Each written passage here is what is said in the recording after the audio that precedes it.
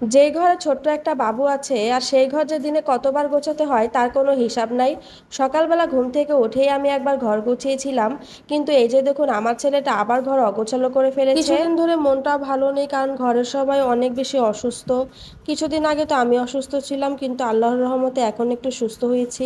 এর মধ্যে আপনাদের ভাই আর আমার ছেলেটাও অসুস্থ হয়ে গিয়েছে। এখন ওয়েদার চেঞ্জ হচ্ছে, প্রায় সব ঘরেই ঠান্ডা জ্বরের সমস্যা। আপনাদের ভাইয়ার ইদানিং অনেক বেশি ঠান্ডা আর জ্বর। আমার ছেলেকে কালকে হসপিটাল থেকে ডক্টর দেখিয়ে নিয়ে এসেছি। আলহামদুলিল্লাহ, সে এখন একটু সুস্থ আছে। ঘরের মধ্যে যে কোনো একজন সদস্য যদি অসুস্থ থাকে তাহলেও কিন্তু কিছু ভালো লাগে না। এর মধ্যে প্রায় আমরা ঘরের 2-3 জনই অসুস্থ হয়ে গিয়েছি। কিন্তু যতই অসুস্থ হই না কেন, নিত্যদিনের খাবার দাবার তো রান্না করতেই হবে, কিছুই করার নেই। আমাদের মেয়েদের মধ্যে হয়তোবা আল্লাহর একটা রহমত থাকে, যত অসুস্থই হই না কেন সংসারের কাজগুলো কিন্তু ঠিকই করে ফেলি।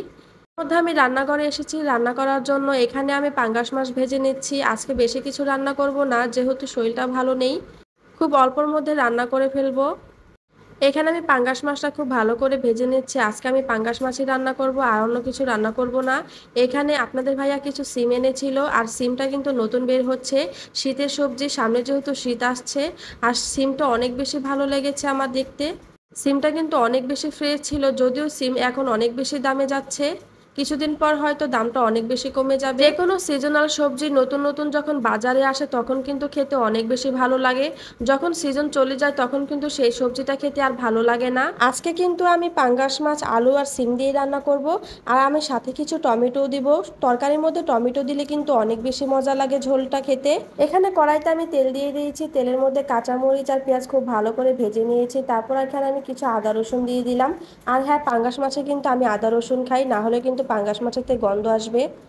তাহলে কিন্তু তরকারিটা একদমই ভালো লাগবে না। তারপর আমি হলুদ আর মরিচ দিয়ে দিলাম।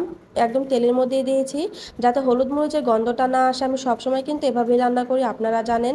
তারপর আমি এখানে আলু আর সিম ধুয়ে রেখেছিলাম, সেটা দিয়ে দিলাম। এখানে খুব সুন্দর করে আমি মশলার সাথে মিশিয়ে নেব। সামনে কিন্তু শীতের সিজন, আর শীতের সিজনে খুব সুন্দর সুন্দর ফ্রেশ ফ্রেশ সবজি আসে। আর শীতের সিজনের সবজি খেতে কিন্তু অনেক বেশি ভালো লাগে। শীতের সিজনে বাজারে যে কি সুন্দর টাটকা টাটকা সবজি আসে, আসলে সেই সবজিগুলো খেতে কিন্তু অনেক বেশি মজা। আর এটাই হচ্ছে আল্লাহর একটা রহমত। যাই হোক, আমি তো ছাদে চলে যাচ্ছিলাম ধনেপাতা আনার জন্য। আজকে অনেক বেশি রোদ ছাদে। এই যে আমার ছেলেটা জোর করে আমার সাথে চলে যাচ্ছে। আমি বলেছি তাকে নেব না, কিন্তু সে কান্না শুরু করে দিয়েছে।